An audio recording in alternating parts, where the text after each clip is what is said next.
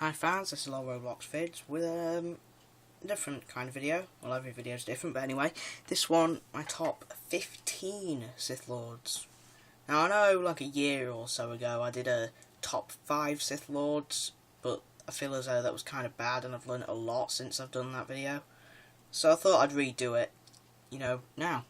Now I know more Sith Lords, I know more about Sith Lords, and I just know a lot more about Star Wars in general. So, without further ado, I will jump to honourable mentions, which are the ones who almost made it onto the list, and then I'll start from 15, 14, 13 and keep going up until number 1. And I'll give you a brief explanation about them. So, without further ado, let's jump straight to honourable mentions. Honourable mentions include Darth Sion, Ludo Crash, Marka Ragnos, Frida Nad, Lord Skir Khan, Darth Malak, Ulic Keldroma, and Darth Warlock III. So now that all the honourable mentions are out of the way, let's get on to the actual list. Okay, so at number 15 we have Ajunta Pall. Ajunta Pall, he was one of the first ever Sith Lords. He was around about 6,900 years before the Battle of Yavin, which is episode 4 of the films. And he was originally a Jedi Knight, or Master, and then he was exiled and ended up on the world of Korriban. He was seen as the most powerful out of the 3 who landed there, himself, and then two other Jedi who turned to the Sith, Karneshmer and Zozan. Ajunta Pall was seen as being the most powerful out of them all, and he was basically the leader and the first ever Sith Lord. Now, after he died, his spirit was discovered by the Sith Lord Darth Revan. At the time, Revan was a Jedi, and Revan actually convinced Ajunta Pall's spirit to turn back to the light side of the Force. So that is a fairly good story, isn't it? And for some reason he's underrated. Why this guy is underrated, I will never know. Okay. At 14 we have Count Dooku, or Darth Tyrannus. Dooku, he was in the films. He was at the end of episode 2, and he was at the start of episode 3, and he was a key figure in the Clone Wars. Now, Dooku only just meets, like at number 15, Dooku just meets the requirements for getting on this list. This is mostly because Dooku, he was a powerful Force user, and he was also one of the greatest duelists of the era. In fact, while this was judged for a specific time frame, it is said that the only 2 Jedi who could actually defeat Dooku in a duel were Mace Windu and Yoda. Yeah, that's how good a duelist Dooku is. But by the end of the Clone Wars, Dooku's skills apparently degraded a bit, and 2 particular Jedi, their skills went up. Those 2 Jedi being Obi-Wan Kenobi and Anakin Skywalker. And at the end of the Clone Wars, of course, in fact, during the duel on the Invisible Hand at episode 3, Dooku realised that Obi-Wan was a great duelist now, and he had to take him out quickly, so Dooku resorted to his Force abilities, which is why Obi-Wan was easily beaten. And then Anakin, of course, Anakin was a great duelist at the time, and managed to beat Dooku, decapitating him. So yeah, that's Dooku. At 13 we have Darth Maul. Now, everybody who's seen episode 1, while episode 1 everyone says it's bad, mostly because of Jar Jar Binks, the biggest redeeming factor about it was Darth Maul. A lot of people can agree on that. Darth Maul was epic.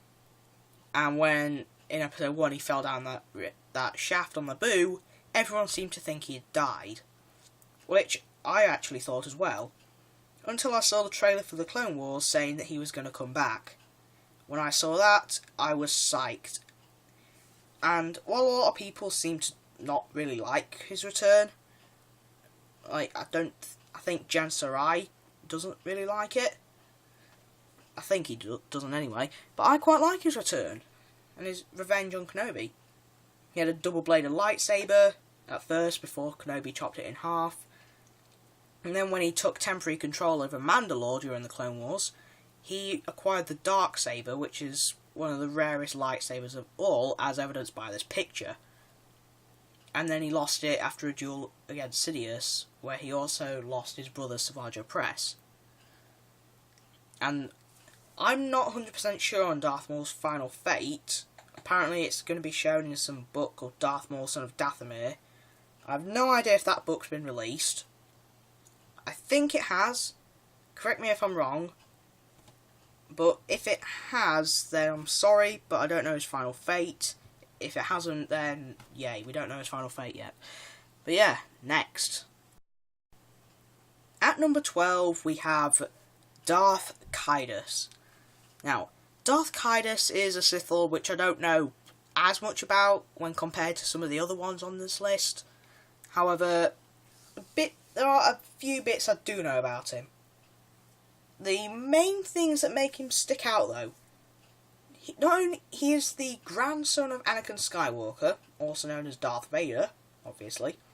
So he's the grandson of Vader. And he's also the son of Leia and Han Solo. Yeah, his real name being Jason Solo. And Jason turned to the dark side and then became Darth Caedus. And he became very powerful with the Force. Now, I'm not sure if this is true, correct me if I'm wrong. However, I think he can use the Force to interrupt something that has the name along the lines of the time flow. Something like that. But he's a fairly powerful Force user, and I think he was a pretty good duelist as well. So as that's all I can really say about him, we'll go to the next one. At number 11, we have Naga Sadow. Naga Sadow, he was a Sith, or one of the ancient Sith Lords from around 5,000 years before the Battle of Yavin. He was, after Marka Ragnos died, Sadow and Ludo Kresh were in a competition to become the Dark Lord of the Sith, which Sadow won using trickery. And he wanted to begin a war on the Republic. Ludo Kresh tried to stop that, but Kresh's forces were destroyed. Sadow attacked the Republic, Sadow's forces lost, and Sadow fled back to Korriban. It was there Ludo Kresh revealed he was still alive, and his and Sadow's forces brutally destroyed each other.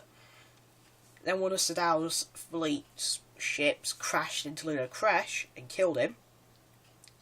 And Sadow then took up hiding on Yavin 4, where he built a temple. And his temple would be discovered by Frida Nad and Exar Kun.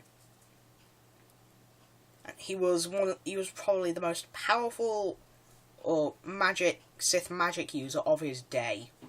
One of the more powerful Sith Lords of his day. So, next. At number 10, we have Darth Sidious, also known as Palpatine, also known as the Emperor. And obviously he was seen as the major villain of the films. Palpatine was quite possibly the most powerful Sith Lord in galactic history. Or is at least one of them. It's said that before he turned to the Emperor, while he was still Darth Sidious, before he became Emperor Palpatine, and before he made the Empire, it was said that he has a knowledge of every single Force ability, and it's also stated that he's a master of all forms of lightsaber fighting, apart from Vapad. Yeah. That's how powerful Sidious is. And it is likely that after Palpatine became the Emperor, his skills with the lightsaber degraded a bit because I don't think he really put them to use as much. His Force powers though remained strong, especially Force lightning.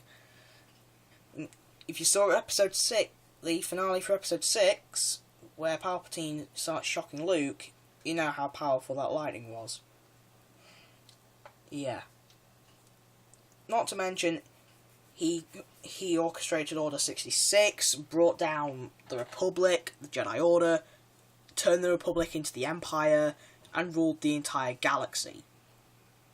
Yeah. Not to mention, after he died in episode 6, he returned with 3 clone bodies. Yeah. All 3 clone bodies were defeated, and Palpatine's spirit was banished to the afterlife once and for all, but he was one of the most powerful Sith Lords ever. Next. At number 9, we have Darth Plagueis. Now, Plagueis was the master of Palpatine, and he was mentioned briefly in episode 3, when Palpatine tells Anakin about Darth Plagueis and his midichlorian manipulation. And because of his midichlorian manipulation, which is something no other character in the history of Star Wars ever achieved, he's one of the more powerful Sith Lords of all time. Yeah. While it appears to take lengthy concentration and isn't something he can use in a one-on-one fight at will, it is a very powerful ability. He can basically just will someone to die. So, if he wanted, if he was real and he knew me and he hated me, he could be like, this person, I hate him. I shall use my midichlorian manipulation to kill him. And then I could just go, ugh, and just drop dead. Yeah. That's how powerful he was. He could just make somebody drop dead of their own accord. He was so powerful. He could use the Force to shred bodies and make it seem as though explosives killed those people. He even fooled Palpatine with a phantom projection of himself. Yeah, he was just a powerful Force user. Next. At number 8, we have Darth Nihilus, or Nihilus. Whichever way you pronounce it. I pronounce it Nihilus. Now, Nihilus is one which I don't know as much about. However, I find his physical design to be rather cool. It's kind of like Palpatine, but wearing a mask. And, I mean, just look at this art. I know because of my terrible graphics you can't see it that good, but he just looks awesome. He looks awesome in that image. And have you seen that mask? He just looks cool, and bear in mind, he was known as the Lord of Hunger. He could use some sort of Force ability to basically feed himself or something like that. Yeah. And bear in mind, I think he was the Emperor of the Galaxy for a brief period of time. About 3,951 years before Episode 4. And bear in mind, that guy's human. He's human. A human male, and he was going and making sounds like that for communication. At least he was doing that at the time of Darth Krayt, which is like 130 years after the films. So don't ask. Next. At number 7, we have Vitiate, or the Sith Emperor, whichever you know him as. He is probably the oldest Sith living, or not really living, but the oldest Sith Lord ever. He lived from 5,113 years before the films to 67 years before the films. He lived for almost 5,100 years. Not in one body, but in a multitude of host bodies. Basically, Vitiate, he was Naga Sadow and Ludo Kresh taken to the nth degree. That's how powerful Vitiate was. At least with the Force. With dueling, not really. He wasn't the best duelist ever. However, he was one of the more powerful Force users of his day. Well, he was subdued by a single Jedi known as the Hero of Tython he was still a fairly powerful Force user. He even managed to stop Revan and Malak. Yeah. I know Revan and Malak weren't the most powerful Sith Lords of all time, but they were still fairly powerful for their day. And Vitiate managed to brainwash both of them and turn both of them from the Jedi to the Sith. And he managed to imprison Revan in stasis for about 311 years. Yeah. Next. At number 6, we have Darth Malgus. Now, Malgus is one of my favourite Sith Lords from the Old Republic era. And it's mostly his physical design, because I think his armour looks very cool, and his lightsaber is also fairly unique. But he was a powerful Sith Lord. He orchestrated the sacking of Coruscant. Basically, he destroyed the Jedi Temple, killed lots of Jedi, including the Battlemaster Khausen Durach, and it was either Grand Master or Master of the Order, Venzalo. He killed both of them, the Battlemaster, and it was either Grand Master or Master of the Order. They're basically the same thing to me as far as I care. But he killed them two. Basically destroyed the Jedi Temple, destroyed half of Coruscant, and basically became the Emperor for a bit. Yeah. And he managed to hold off, for a brief period of time, the Jedi Padawan, who would go on to be Grand Master, Satele Shan. He managed to hold her off for a bit of time too, which is rather impressive, considering how powerful Satele was. So he killed multiple Jedi, very powerful ones as well, at that. Destroyed half of Coruscant, destroyed the Jedi Temple, took over the galaxy. Next. Okay, going into the top 5, at number 5 is Exar Kun. Now, Exar Kun, he was a very skilled duelist. I'm not sure if this is true, but I think he invented the double-bladed lightsaber. Correct me if I'm wrong on that, but I think he invented the double-bladed lightsaber. If you don't know what a double-bladed lightsaber is for whatever reason, look at the weapon that Darth Maul uses in Phantom Menace before it gets sliced in half. That. Exar Kun wielded that. He killed the Jedi lightsaber instructor of his day, Vodo Siosk Bass. Who else has he killed? He killed a lot of people in his day, I think. And he was pretty powerful. He considered himself to be the best duelist in the galaxy, and the most powerful Sith Lord of his day. Which I think he was. Yes, he was. He was the most powerful Sith Lord of his day. So, what does that tell you about him? And long after he died, his spirit was there during Luke Skywalker's new Jedi Order, tried to possess a Jedi called Kip Duran, but the Jedi Order prevailed, and Exar Kun's spirit was banished forever. So he was fairly powerful, and a great duelist. Next.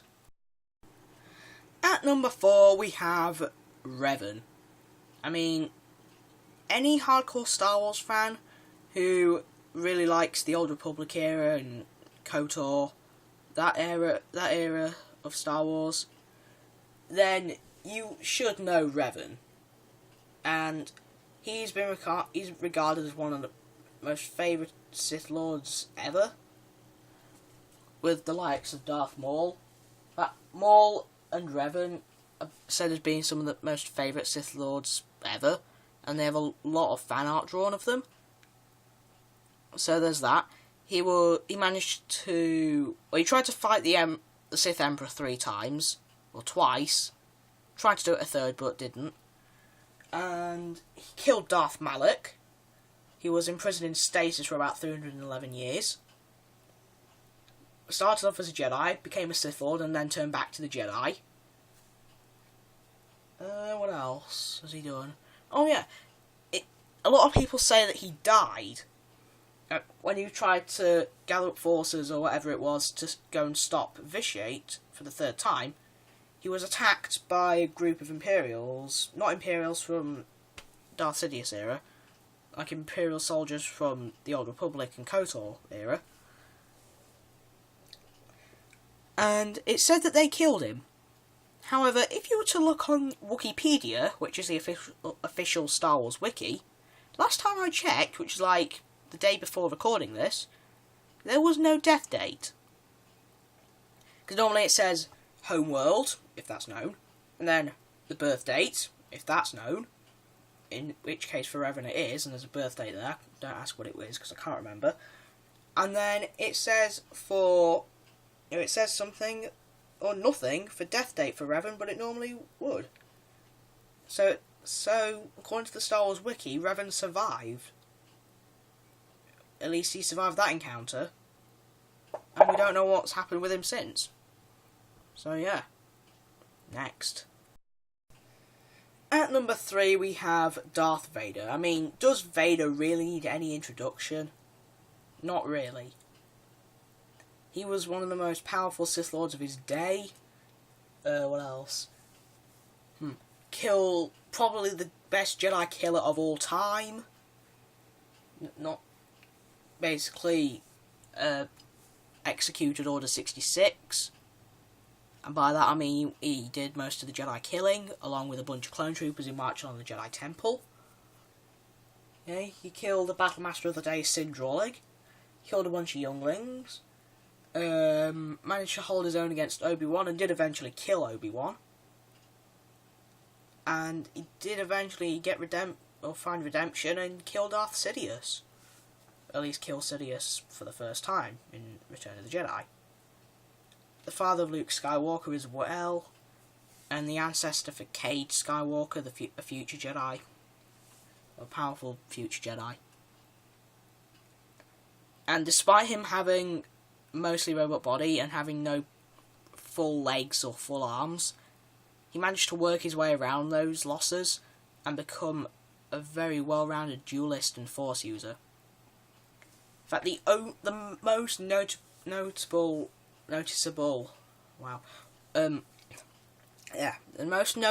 weakness for Darth Vader is lightning. Vader has little defense against force lightning other than to block it with his lightsaber. Because if he can't do that, the lightning will short circuit most of his electrics, which keep him alive. Yeah, and he cannot conjure force lightning, which does put him down a bit, but that can kind of be excused. Force lightning needs living tissue to generate, so proper, biological hands, not robot hands. And because he has robot hands, he can't generate lightning. Well, he has the ability to do it, but any attempt to do so would result in more pain for him than his opponent. So he avoided its use altogether. That kind of puts him down a bit, but other than that, Vader was a very powerful Sith and a very great duelist. So, next. Just missing out on a top spot at number 2 is Darth Krayt. Darth Krayt was probably the most powerful living Sith Lord of his day. He was a human, brought up as a Tusken Raider at first, then turned to the Jedi with Ki-Adi-Mundi as his master. Yeah, Ki-Adi-Mundi.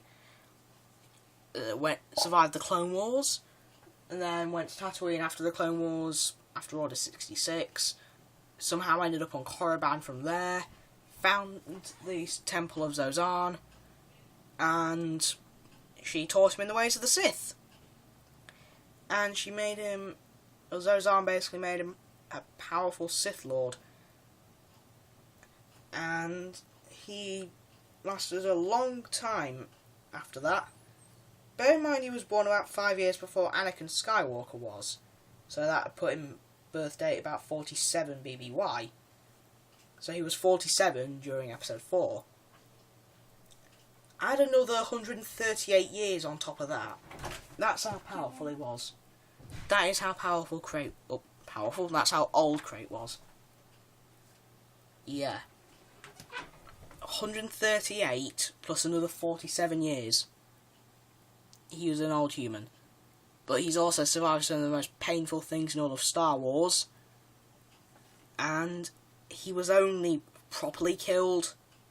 He was killed by Darth Warlock at first, but then he came back, killed Warlock, started a rampage on Coruscant a year later, and then Cade Skywalker quickly killed or stabbed him in the chest, and then Cade threw Crate's body into the sun. But yeah, now let's go to number 1. Finally, at number 1, and he's only just got number 1, Darth Bane. Darth Bane accomplished lots in his lifetime. Bane, he was a member of Lord Khan's Brotherhood of Darkness 1,000 years before the Battle of Yavin, but he decided to betray Lord Khan, made Khan use the Spirit Bomb, or the Thought Bomb, rather, to destroy the entire Brotherhood and Jedi, and he basically rebuilt the Sith Order and started the Rule of Two, which lasted for 1,000 years, where it's just a master to embody the power, and one to crave the power. Bane being the first master, and he took Darth Xana as his apprentice. And he was a very powerful Force user, the most powerful of his day, I'd say, and a very skilled duelist. And again, correct me if I'm wrong for this, or with these two things which I'm about to say, apparently his skin was nearly indestructible because of what he coated it with, and he also apparently took a moon out of orbit, and he also brought a skyscraper down with the Force. If that is all correct, that taking a moon out of orbit just shows how powerful of a Force user he was. Yeah. Great duelist, great powerful Force user. So yeah, now to the outro. Okay, so that was my top 15 Sith Lords with a little bit of explanation about them, along with honourable mentions, which came close to getting on the list.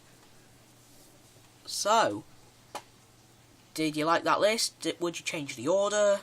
Would you take somebody off the list and put somebody else on? Do you think Darth Bane deserves to be number 1? Do you think... Just put your responses in the comments, like, do you agree, do you disagree? Would you put anyone else on the list? Would you change the order? You know, all of that stuff. So, with that being said, peace is a lie, there is only passion. Through passion, I gain strength. Through strength, I gain power. Through power, I gain victory. Through victory, my chains are broken. The Force shall set me free.